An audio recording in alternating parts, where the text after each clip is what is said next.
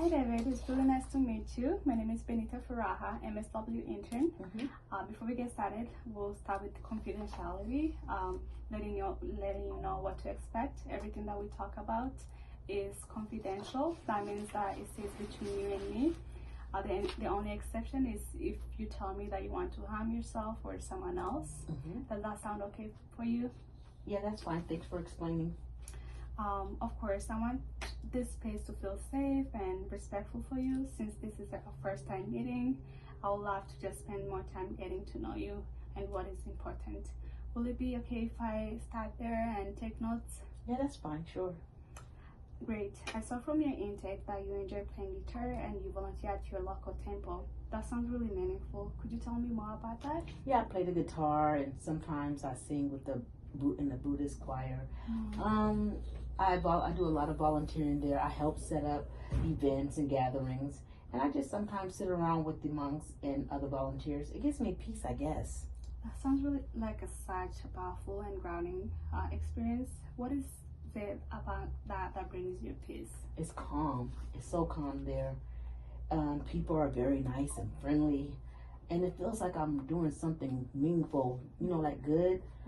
I like giving back. I like giving back. I love volunteering. Even when I'm feeling off, it still feels nice being at the temple. It makes me feel like I'm connected. Awesome. That's really beautiful, David. I can tell your community and your values are really important to you. You also mentioned in your intake that you're really close to your family. What is that relationship like right now?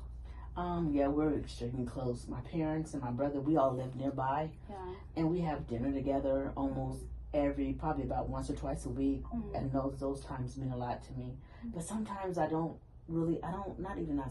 just don't like to talk about my problems with them or around them because I don't want them to worry about me. Yeah, that makes a lot of sense.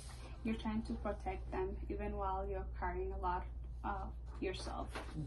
Have you been able to talk to anyone in your family or support circle about how you're feeling lately? A little. I told my girlfriend Mia about my depression diagnosis from a few years ago. She was supportive. She was supportive. I was nervous though, but she was very supportive. I eventually told my mom. She got really concerned and started checking on me all the time, which kind of made me feel worse. It sounds like Mia and your mom are really care about that, about you. I can hear that attention you feel a little bit overwhelming, especially if you already talk. If they weren't ready to talk much, that's a lot to carry. If it's okay with you, I would like to learn more about what you're doing now. What kinds of things you've been experiencing day to day? How have things been lately? Some days are okay, but some days it's really hard to get out of bed. I feel heavy. Even the simple stuff takes so much energy, and I just want to feel energy more. I can still shower. I eat, I go to work, but I don't really feel much like myself. That sounds incredibly tough, and I really admire that even on hard days, you're still doing the essential. That shows strength. What kind of things, if any, help you even a little bit on the hard days? Being around my family helps a lot. Yeah. Playing the guitar, of course, that just brings me peace. That really helps.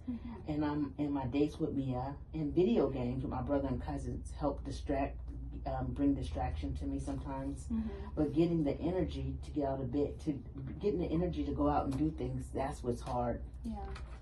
It sounds like connection with loved ones and creative outlets really makes a difference. And it's okay that some days are harder than others. You mentioned earlier that you were prescribed medication but chose not to continue. Can I ask why that decision? You took that decision? I just didn't feel right taking it. It didn't make me feel like myself. Not that I feel like myself now, but it just didn't make me feel like myself. I grew up in a house where we used traditional remedies. My mom and auntie always were making herbal tea and oils for all that, for all of our ailments and stuff. Mental health isn't really talked about in my culture. They kind of shy away from that. I didn't want anyone to know I was taking medication, so I just opted not to take it. Yeah. I appreciate you sharing that. Your belief and background matters, and it's completely valid to feel a certain way about medication, especially when it's not something that fits how you were raised. It sounds like you've been trying to find ways to cope that with that feeling, right, for you? Yeah. Yeah. I don't know if therapy is really gonna help, but I just want to feel like myself. I don't want to feel like this anymore. I want to be happy again. I want to feel like myself again. I want to have energy like I used to. Yeah. Thank you for being so open, David. Wanting to feel better is a powerful place to start, and you don't have to figure it out today. We can start one step at a time together. How does that sound? Yeah, I think I like that. Yeah, I'm really glad to hear that. For our next session, we can talk more about how to manage those low energy days and how to explore tools that fit with your values and what really helps you to feel good. Is there anything you would like to focus on next time? Maybe some ways of not to overthink everything and how I feel and how I can feel less stuck. That sounds like a great plan to begin. Thank you, David, for your honesty, your trust, and just for showing up today. I look forward to working with you. Okay, and I look forward to seeing you next week. Thank you. You're welcome.